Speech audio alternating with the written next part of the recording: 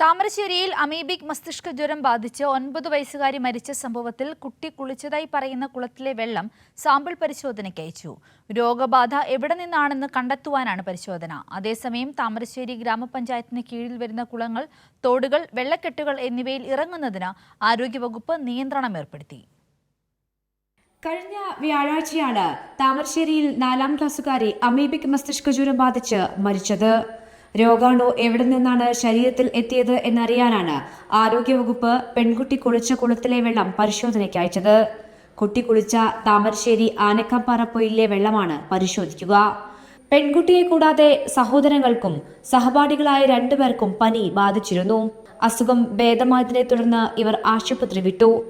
Amoebic മസ്തിഷ്ക ജ്വരം പെൺകുട്ടിയുടെ മരണകാരണം ആയെങ്കിലും ബാക്ടീരിയ ഏതാണ് എന്ന് കണ്ടെത്താൻ ആന്തരികാവയവങ്ങളുടെ പരിശോധനാ ഫലം കൂടി പുറത്തുവരേണ്ടതുണ്ട്. കൈരളി ന്യൂസ്, കോഴിക്കോട്.